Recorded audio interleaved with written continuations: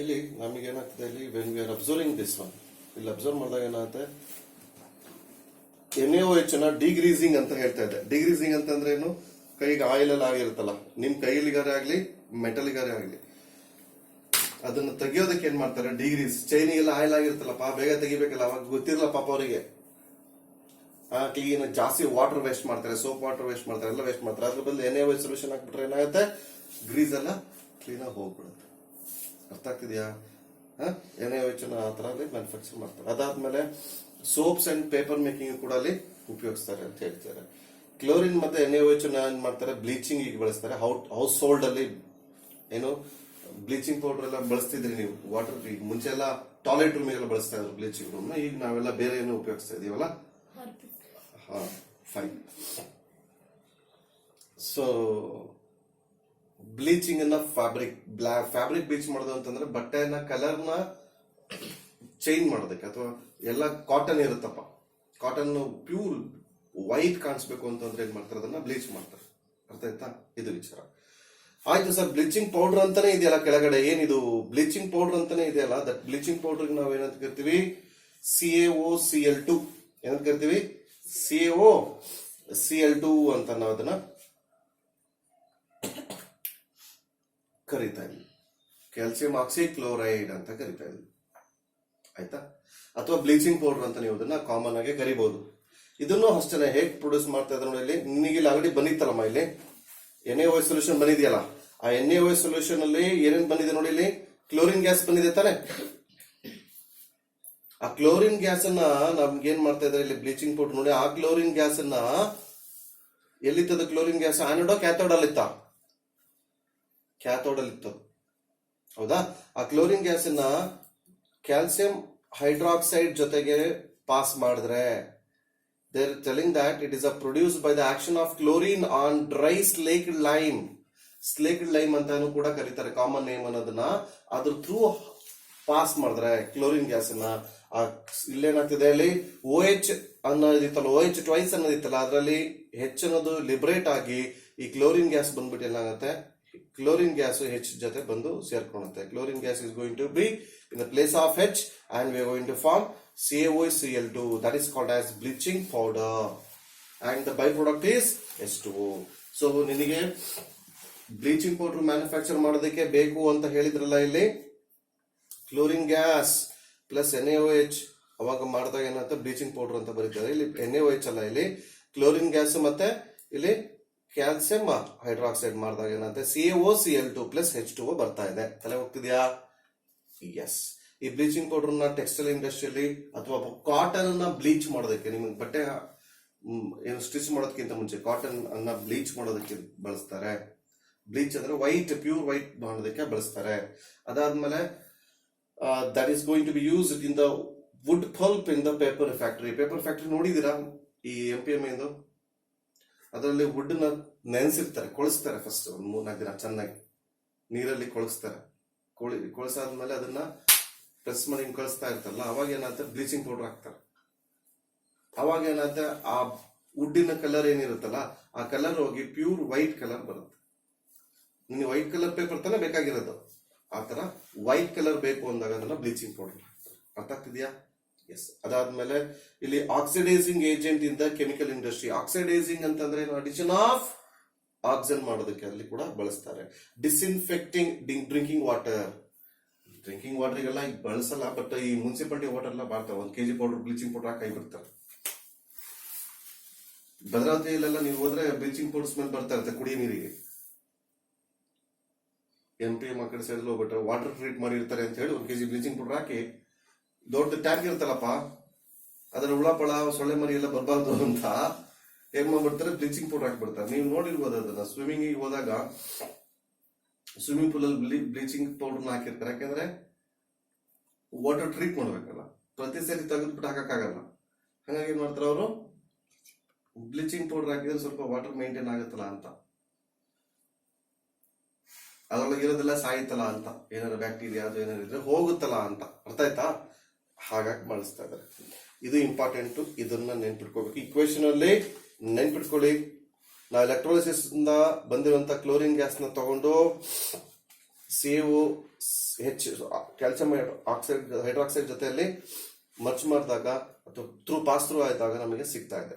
ಅದಾದ್ಮೇಲೆ baking soda ಅನ್ನೋದು ತುಂಬಾನೇ ಇಂಪಾರ್ಟೆಂಟ್. ಇಲ್ಲಿ ಬೇಕಿಂಗ್ ಸೋಡಾ ಏನಾಗ್ತಿದೆ, ಸೋಡಿಯಂ ಹೈಡ್ರೋಜನ್ ಕಾರ್ಬೋನೇಟ್ ಅಂತ ಕರಿತಾ ಇದ್ದಾರೆ.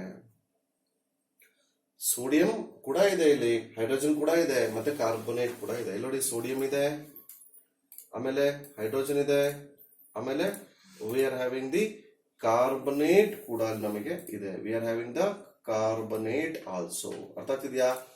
ಎಸ್. ಅದ ಹೆಂಗ್ ಬರುತ್ತೆ ಸರ್? ತುಂಬಾ ಸಿಂಪಲ್. ಸೋಡಿಯಂ ಕ್ಲೋರೈಡ್ ಅನ್ನ ಎದಕ್ ಮಾಡ್ತೀರಾ? ಏನ್ ಮಾಡ್ತೀರಾ? ವಾಟರ್ ಜೊತೆ ಪ್ಲಸ್ ಕಾರ್ಬನ್ ಡೈಆಕ್ಸೈಡ್ ಜೊತೆ ಪ್ಲಸ್ NH3 ಜೊತೆ.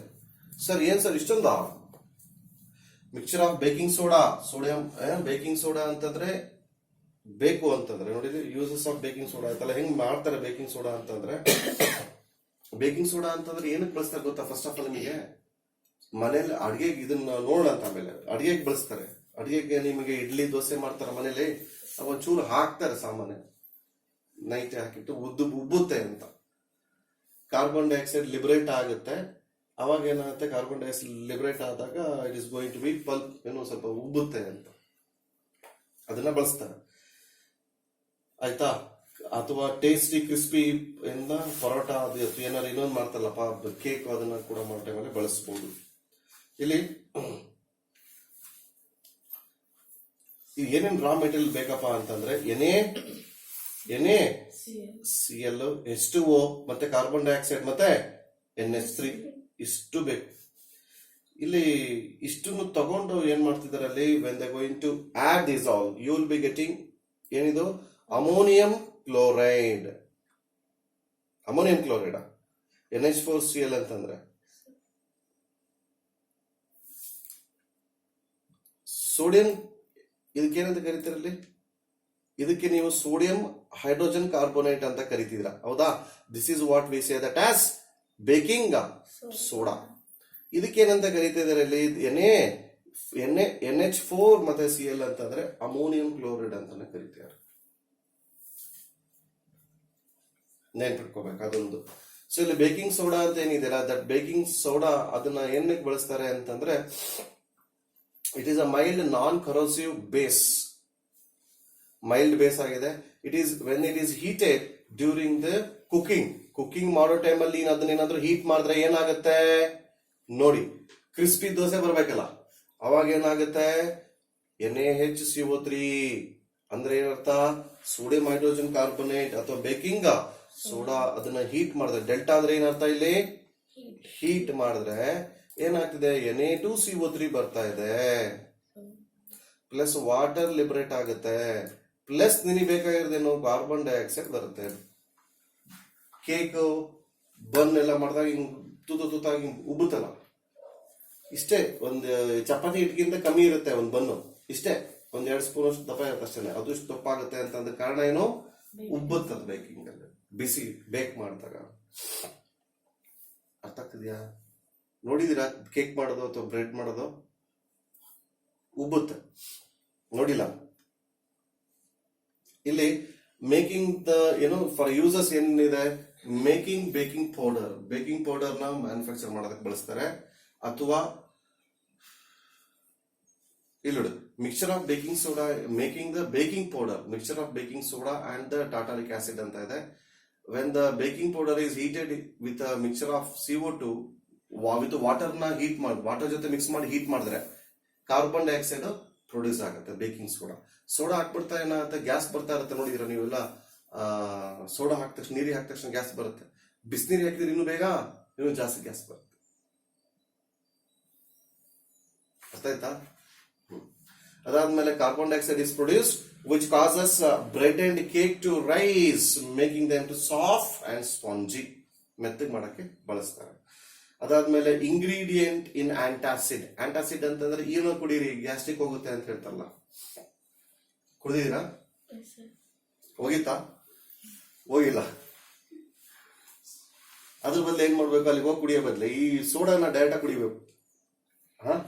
ಸೋಡಾ ನೀರಿಗೆ ಹಾಕೊಂಡ್ಬಿಟ್ಟು ಕುಡಿದ್ರೆ ಅವಾಗ ಏನಾಗುತ್ತೆ, ಅದು ಬೇಸ್ ಅಲ್ವಾ? ಎಂತ ಬೇಸ್ ಅದು? ಕೊಟ್ಟಿದ್ದಾರೆ. ಇಟ್ ಈಸ್ ಎಂತ ಬೇಸ್ ಅಂತ, ಮೈಲ್ಡ್ ನಾನ್ ಕೊರೋಸಿವ್ ಬೇಸ್ ಅಂತ.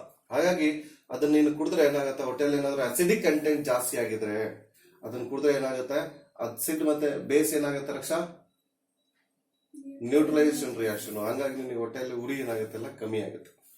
ಇದು ವಿಚಾರ. ಅದನ್ನ ಮತ್ತೆ ನೀನ್ ನಿಂಬೆಹಣ್ಣು ಎಣ್ಕೊಂಡು ಕುಡಿಯೋದಲ್ಲ.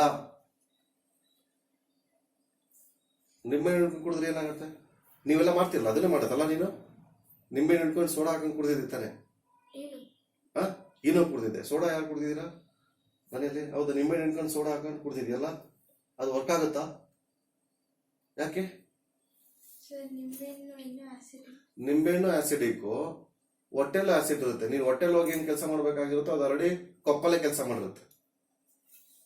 ಹೊಟ್ಟೆಲ್ ಹೋಗಿ ಕೆಲಸ ಮಾಡೋದನ್ನ ಕೊಪ್ಪಲೆ ಕೆಲಸ ಮಾಡಿಸ್ ಕಳಿಸಿದ್ರೆ ವೇಸ್ಟ್ ಅಲ್ಲ ಅದು ಕುಡ್ದಿದ್ದು. ಹಾಗಾಗಿ ಸಾಧ್ಯತೆ ನಿಂಬೆಹಣ್ಣು ಹಾಕೋಬೇಡಿ, ಡೈರೆಕ್ಟ್ ಆಗಿ ನೀರಿಗೆ ಸ್ಟಿರ್ ಮಾಡ್ಕೊಂಡು ಕುಡಿದ್ಬೇಡಿ ಡೈರೆಕ್ಟ್ ಆಗಿ ಸೋಡಾನ. ಅವಾಗ ವರ್ಕ್ ಆಗುತ್ತೆ, ಅವಾಗ ಏನೋ ತಗೊಳೋದೇ ಬೇಡ.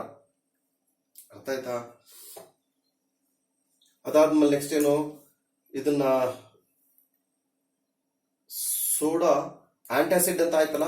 ಆಂಟಾಸಿಡ್ ಅಂತಂದ್ರೆ ಏನು, ಗ್ಯಾಸ್ಟ್ರಿಕ್ ಗೆ ಆಪೋಸಿಟ್ ಆಗಿ ಬಳಸೋದಕ್ಕೆ ಆಂಟಾಸಿಡ್ ಅಂತ ಕರೀತಾರೆ. ಹೌದಾ? ಆಂಟಿ ಟೆರರಿಸ್ಟ್ ಆಕ್ಟ್ ಅಂತ ಹೇಳ್ತಾರಲ್ಲ, ಆಂಟಿ ಸೋಷಿಯಲ್ ಆಕ್ಟಿವಿಟಿ ಅಂತ ಹೇಳ್ತಾರಲ್ಲ, ಹಂಗೆ ಆಂಟಾಸಿಡ್ ಅಂದ್ರೆ ಆಸಿಡಿಕ್ ಕಂಟೆಂಟ್ ಜಾಸ್ತಿ ಇರುತ್ತಲ್ಲ ಹೊಟ್ಟೆಗೆ, ಅದನ್ನ ಏನ್ ಮಾಡೋದು ಅದನ್ನ ಕಮ್ಮಿ ಮಾಡ್ಸಕ್ಕೆ ಅದನ್ನ ಆಂಟಾಸಿಡ್ ಆಗಿ ಬಳಸ್ತಾರೆ. ಯಾವುದು? Sodium NaHCO3. ಹೌದಾ? ಸೋಡಿಯಂ ಹೈಡ್ರೋಜನ್ ಕಾರ್ಬೋನೇಟ್ ಅನ್ನ ಬಳಸ್ತಾರೆ ಅಥವಾ ಬೇಕಿಂಗ್ ಸೋಡಾನ ಬಳಸ್ತಾರೆ. ಇದಾದ್ಮೇಲೆ ಮಿಲ್ಕ್ ಆಫ್ ಮೆಗ್ನೀಷಿಯಾ ಅಂತಾನು ಕೂಡ ಬರುತ್ತೆ. ಅದು ನೆಕ್ಸ್ಟ್ ಬರುತ್ತೆ, ಅದ್ರಲ್ಲಿ ನಾವು ಅದನ್ನ ಹೇಳ್ತೀನಿ. ಅದರಲ್ಲೂ ಬಳಸ್ತಾರೆ. ಮಿಲ್ಕ್ ಆಫ್ ಮೆಗ್ನೀಷಿಯಾದ ನಾಮ್ ಕೆಮಿಕಲ್ ಫಾರ್ಮ್ ಅಲ್ಲೆಲ್ಲ ಹೇಳಿ ಬಳಸ್ತಾರೆ.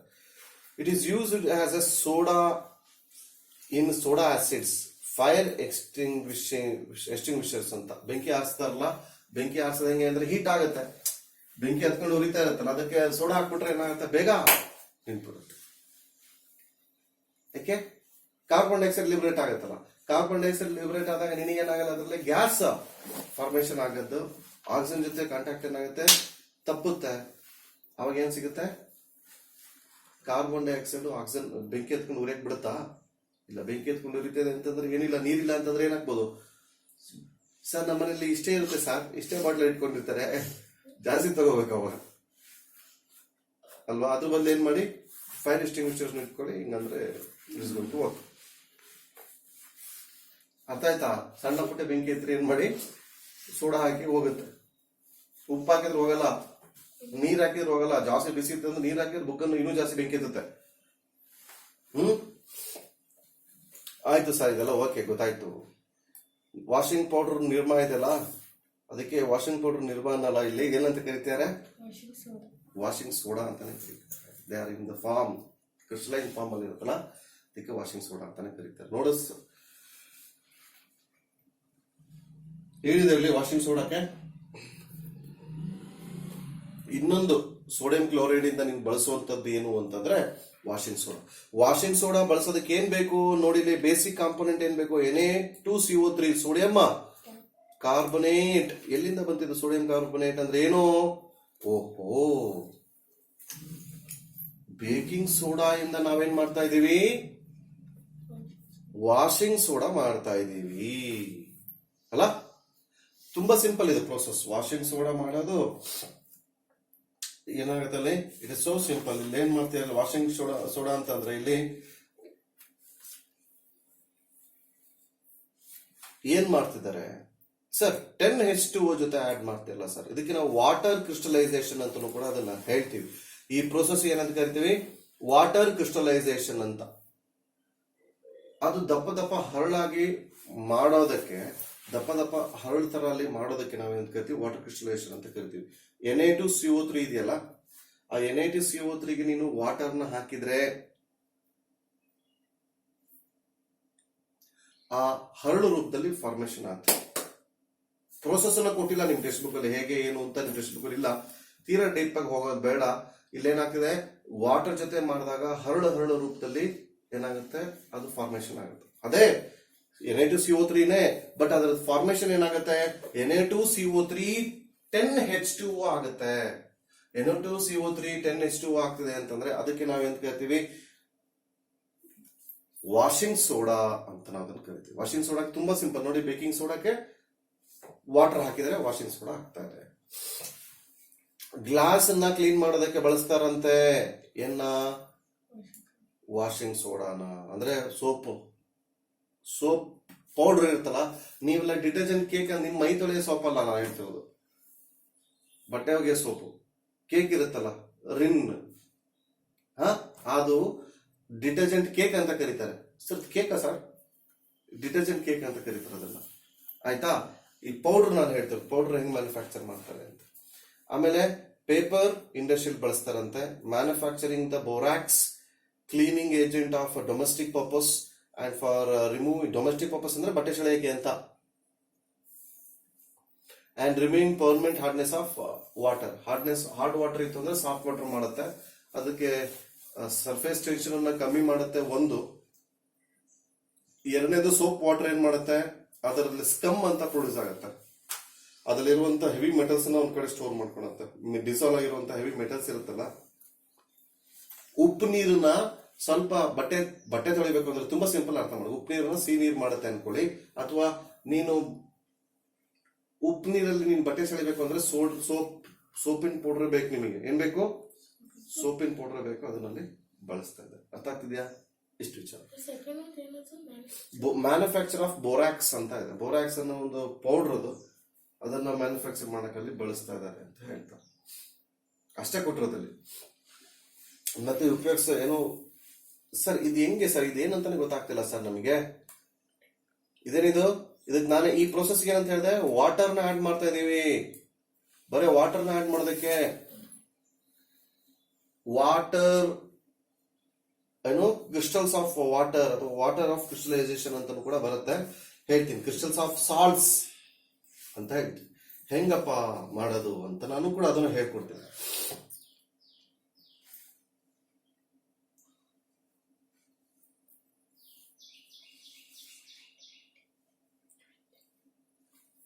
ಇಲ್ಲ ನೋಡಿ, ನೆಕ್ಸ್ಟ್ ಇನ್ನೊಂದೇನು, ಪ್ಲಾಸ್ಟರ್ ಆಫ್ ಪ್ಯಾರಿಸ್. ಇದಾದ್ಮೇಲೆ ವಾಟರ್ ಆಫ್ ಕ್ರಿಸ್ಟಲೈಸೇಷನ್ ಅಂತ ಕೂಡ ಇದೆ. ವಾಟರ್ ಆಫ್ ಕ್ರಿಸ್ಟಲೈಸೇಷನ್ ಅಂತ ಇದೆ. ಇದು ಯಾವ್ದ್ರ ಬಗ್ಗೆ ಹೇಳ್ತಾ ಇದೆ ಇಲ್ಲಿ? They telling about this. ಇದನ್ನ ಇಲ್ಲೇ ಹೇಳ್ತಾ ಇಲ್ಲ, ಇಲ್ಲಿ ಕೊನೆಗೆ ಹೇಳ್ತಾರೆ. ಯಾಕೆ ಅಂತಂದ್ರೆ ಇಲ್ಲಿ ನೀವು ಪ್ಲಾಸ್ಟರ್ ಆಫ್ ಪ್ಯಾರಿಸ್ ಅಲ್ಲೂ ಕೂಡ ವಾಟರ್ ಆಫ್ ಕ್ರಿಸ್ಟಲೈಸೇಷನ್ ಬಳಸ್ತಾ ಇದ್ದೀರಾ, ಆ ಪ್ರೋಸೆಸ್ ಅನ್ನು ಬಳಸ್ತಾ ಇದ್ದೀರಾ. ಹಾಗಾಗಿ ಇದೆರಡು ಎಕ್ಸಾಂಪಲ್ ನ ಹೇಳಾದ್ಮೇಲೆ they are going to say that about water crystallization ಅಂತ ಹೇಳ್ತಿದ್ದಾರೆ. ಇಲ್ಲೇನಾಗ್ತಿದೆ, ಪ್ಲಾಸ್ಟರ್ ಆಫ್ ಪ್ಯಾರಿಸ್ ಅಂತ ಇರುತ್ತೆ, ಅದನ್ನ ನಾನು ಮ್ಯಾನುಫ್ಯಾಕ್ಚರ್ ಮಾಡಬೇಕು. ಅಥವಾ calcium sulphate hemi hydrate. Hemi ಅಂದ್ರೆ ಅರ್ಧ ವಾಟರ್ ಮಾಲಿಕ್ಯೂಲ್ ಸೇರ್ಬಿಟ್ರೆ ಅದಕ್ಕೆ ಹೆಮಿ ಹೈಡ್ರೇಟ್ ಅಂತ ಅದನ್ನ ಕರಿತಾ ಇದೀವಿ. ಇಲ್ಲಿ ಜಿಪ್ಸಮ್ ಅನ್ನ ನೀವು, ಜಿಪ್ಸಮ್ ಅಂತ ಒಂದು ಕೆಮಿಕಲ್ ಇದೆ, CaSO4 2H2O ಅನ್ನೋದನ್ನ ನೀವೇನಾದ್ರೂ, ಆಯ್ತಾ, ನೀವೇನಾದ್ರೂ ಅದಕ್ಕೆ ನಾವು ಪ್ಲಾಸ್ಟರ್ ಆಫ್ ಪ್ಯಾರಿಸ್ ಅಂತ ಕರೀತಾರೆ. ಅದನ್ನೇನಾದ್ರೂ ನೀವು ವಾಟರ್ ಜೊತೆ ಆಡ್ ಮಾಡಿದ್ರೆ, ಇದನ್ನ ಇಲ್ಲಿ ಇಕ್ವೇಶನ್ ಇದೆ, ಇದನ್ನ ವಾಟರ್ ಜೊತೆ ಆಡ್ ಮಾಡಿದ್ರೆ ಇಲ್ಲೇನಾಗ್ತಿದೆ, CaSO4 ಪ್ಲಸ್ 2H2O ಅಂತ ಬಂತು. ಇದನ್ನ ನಾವು ಜಿಪ್ಸಮ್ ಅಂತ ಕರಿತೀವಿ. We are saying this as a gypsum. ಅದನ್ನ ನಾವೇನಂತ ಕರಿತಿದೀವಿ? ಜಿಪ್ಸಮ್ ಅಂತ ಕರಿತಾ ಇದೀವಿ. ಇಲ್ಲಿ ವಾಟರ್ ಆಫ್ ಕ್ರಿಸ್ಟಲೈಸೇಷನ್ ಅಂದ್ರೆ you are adding the water into it. ಹೇಗೆ? ಅಟ್ 373 ಡಿಗ್ರಿ ಕೆಲ್ವಿನ್ ಅಲ್ಲಿ ಹೀಟ್ ಮಾಡಬೇಕಂತೆ. ಅಂದ್ರೆ -273 ಡಿಗ್ರಿ ಮಾಡಿ ಎಷ್ಟಾಯ್ತು ಅಂದ್ರೆ ಅರೌಂಡ್ 100 ಡಿಗ್ರಿ ಸೆಂಟಿಗ್ರೇಡ್ಸ್ ಅಲ್ಲಿ ನೀನು ಹೀಟ್ ಮಾಡಿದ್ರೆ ಏನಾಗುತ್ತೆ? ಅದು 100 ಡಿಗ್ರಿ -273 1 ಡಿಗ್ರಿ ಏನು 1 ಡಿಗ್ರಿ ಸೆಂಟಿಗ್ರೇಡ್ ಅಂದ್ರೆ 273 ಅಂತ, -273 ಅಂತ. ಅದನ್ನ ಆಡ್ ಮಾಡಿದ್ರಲ್ಲಿ ಎಷ್ಟು ಬಂತು? -273 ನ ಸಬ್ಟ್ರಾಕ್ಟ್ ಮಾಡಿದ್ರೆ ಎಷ್ಟರಲ್ಲಿ? 373 ಅಲ್ಲಿ ನಮಗೆ ಎಷ್ಟು ಬರುತ್ತೆ? 100 ಡಿಗ್ರಿ ಬರುತ್ತೆ. 100 ಡಿಗ್ರಿಯಲ್ಲಿ ನೀನು ಅದನ್ನ ಹೀಟ್ ಮಾಡಿದ್ರೆ ಏನಾಗುತ್ತೆ? ಅದು ಆ CaSO4 ಏನಾಗಿರುತ್ತಲ್ಲ, ಕ್ಯಾಲ್ಸಿಯಂ ಸಲ್ಫೇಟ್ ಹೆಮಿ ಹೈಡ್ರೇಟ್ ಏನಿರುತ್ತಲ್ಲ, ಅದು ನಮಗೆ ಫಾರ್ಮೇಶನ್ ಆಗ್ತದೆ. ಅದು ನೀನು ವಾಟರ್ ಹೀಟ್ ಮಾಡಿದಾಗ ಮತ್ತೆ ಏನಾಗ್ತದೆ ಅಲ್ಲಿ? It is going to convert as a gypsum ಆಗಿ ಕನ್ವರ್ಟ್ ಆಗ್ತದೆ. ನೋಡಿ, ಇಲ್ಲಿ ಜಿಪ್ಸಮ್ ಆಗಿ ನಮಗೆ ಕನ್ವರ್ಟ್ ಆಗ್ತದೆ. ಇಲ್ಲಿ ನೋಡಿ, ಇಲ್ಲಿ ಏನ್ ಮಾಡ್ತಿದೆ ಅಲ್ಲಿ?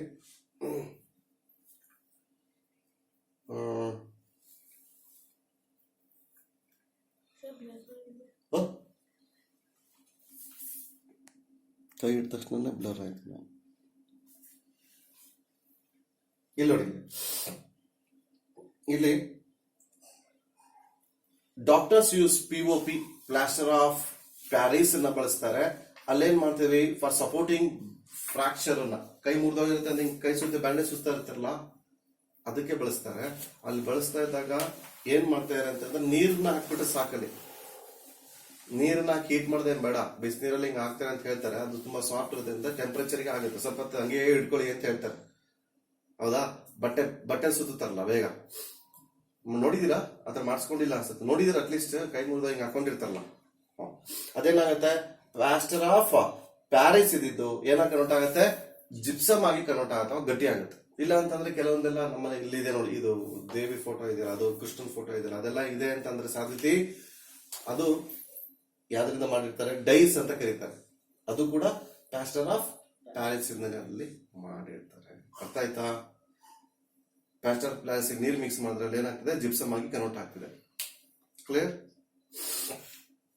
ಫಾರ್ ಮೇಕಿಂಗ್ ಟಾಯ್ಸ್, ಡೆಕೋರೇಷನ್ ಎಲ್ಲ ಮಾಡೋದಕ್ಕೆ ಬಳಸ್ತಾರೆ. ಇಲ್ಲೆಲ್ಲ ಮೇಲ್ POP ಅಂತ ಹೇಳ್ತಾರಲ್ಲ, ಇಲ್ಲಿ ಮೇಲ್ಗಡೆ ಎಲ್ಲ ಬಳಸ್ತಾರಲ್ಲ, ಈಗ ಸೀಲಿಂಗ್ಸ್ ಎಲ್ಲ ಮಾಡ್ತಾರೆ. ನೆನಪಿದ್ಯಾ, ನಿಮ್ಗೆ ಗೊತ್ತಿದ್ಯಾ? ಹೊಸ ಮನೆ ಕಟ್ಟಿದಾಗೆಲ್ಲ ಮೇಲ್ಗಡೆ ಡೆಕೋರೇಷನ್ ಮಾಡ್ತಿರ್ತಾರಲ್ಲೋ, ಅದಕ್ಕೂ ಕೂಡ ಅದನ್ನ ಈಗ ಬಳಸ್ತಾ ಇದ್ದಾರೆ. And making surfaces smooth surface ಆಗ್ಬೇಕು ಅನ್ನೋದನ್ನ ಬಳಸ್ತಾ ಇದ್ದಾರೆ. ಸರಿ ಸರ್, ಇದೆಲ್ಲ ನೀವೇನೋ ವಾಟರ್ನ ಆಡ್ ಮಾಡಿ ಅಂತೆಲ್ಲ ಹೇಳ್ತಿದ್ರಲ್ಲ, ಹಂಗಂದ್ರೆ ವಾಟರ್ನ ಹೇಗೆ ಆಡ್ ಮಾಡ್ತಾರೆ ಅಂತಂದ್ರೆ, ಆ ಪ್ರೋಸೆಸ್ ನಾವು ವಾಟರ್ ಆಫ್ ಕ್ರಿಸ್ಟಲೈಸೇಷನ್ ಅಂತ ಅದನ್ನ ಕರಿತಾ ಇದೀವಿ. ನೋಡಿ ಹೆಂಗಿದೆ, ಇಲ್ಲಿ ಕಾಪರ್ ಸಲ್ಫೇಟ್ ಇದೆ. ಏನಿದು? ಕಾಪರ್ ಸಲ್ಫೇಟ್ ಇದೆ. ಮತ್ತೆ ಅದರ ಜೊತೆಗೆ ಏನ್ ಆಡ್ ಆಗ್ತಿದೆ, ಇಲ್ಲಿ ವಾಟರ್ ಆಡ್ ಆಗ್ತಿದೆ. ಕಾಪರ್ ಸಲ್ಫೇಟ್ ಜೊತೆಗೆ ಏನಾಗ್ತಿದೆ, ಇಲ್ಲಿ ವಾಟರ್ ಆಡ್ ಆಗ್ತಿದೆ. ಅವಾಗ ಹೇಗೆ ಆಡ್ ಆಯ್ತು ಅಂತಂದ್ರೆ ತುಂಬಾ ಸಿಂಪಲ್. ಕಾಪರ್ ಸಲ್ಫೇಟ್ ಸೊಲ್ಯೂಷನ್ ನ ಒಂದು ಟೆಸ್ಟ್ ಟ್ಯೂಬ್ ತಗೋಬೇಕು. ಟೆಸ್ಟ್ ಟ್ಯೂಬ್ ಅಲ್ಲಿ ಕಾಪರ್ ಸಲ್ಫೇಟ್ ಸೊಲ್ಯೂಷನ್ ತಗೋಬೇಕು. ಅದಕ್ಕೆ ನೀರ್ನ ಆಡ್ ಮಾಡಿ ಹೀಟ್ ಮಾಡಬೇಕು 100 ಡಿಗ್ರಿ ತನಕ. ಅವಾಗ ಕಾಪರ್ ಸಲ್ಫೇಟ್ ನ ಕ್ರಿಸ್ಟಲ್ಸ್ ಬರುತ್ತೆ. ಅಂದ್ರೆ CuSO4 ಒಂದು ಲಿಕ್ವಿಡ್. ಕಾಪರ್ ನ H2SO4 ಜೊತೆನ ಮರ್ಜ್ ಮಾಡಿದಾಗ CuSO4 ಬಂದಿರುತ್ತೆ. ಅರ್ಥ ಆಯ್ತಾ? ಆ CuSO4 ನ ತಗೊಂಡು ಟೆಸ್ಟ್ ಟ್ಯೂಬ್ ಹಾಕೊಂಬನ್ನಿ. ಆ ಟೆಸ್ಟ್ ಟ್ಯೂಬ್ ಹಾಕೊಂಡು ಅದಕ್ಕೆ ನೀರ್ ಹಾಕಿ ಹೀಟ್ ಮಾಡಿ. ಎಷ್ಟು ಹೀಟ್ ಮಾಡಬೇಕು? 100 ಡಿಗ್ರಿ ಸೆಂಟಿಗ್ರೇಡ್. ಅದನ್ನ 100 ಡಿಗ್ರಿ ಅಂತ ಹೇಳಂಗಿಲ್ಲ, 273 ಡಿಗ್ರಿ ಕೆಲ್ವಿನ್ ಅನ್ಬೇಕು, 373 ಡಿಗ್ರಿ ಕೆಲ್ವಿನ್ ಅನ್ಬೇಕು. ಅವಾಗ ನಿನಗೆ ಬರೋದೇನೋ, ಹೀಟ್ ಮಾಡಿದಾಗ ಬರೋದೇನೋ CuSO4 5H2 ಮತ್ತೆ ಪ್ಲಸ್ ಏನೋ ಆಡ್ ಮಾಡಂಗಿಲ್ಲ, ಅಲ್ಲಿ ಹೀಟ್ ಮಾಡಿದ್ರೆ ಬರೋದೇ ಅದು. ಅರ್ಥ ಆಯ್ತಾ? ಸರಿ ಸರ್, ಆಯ್ತು.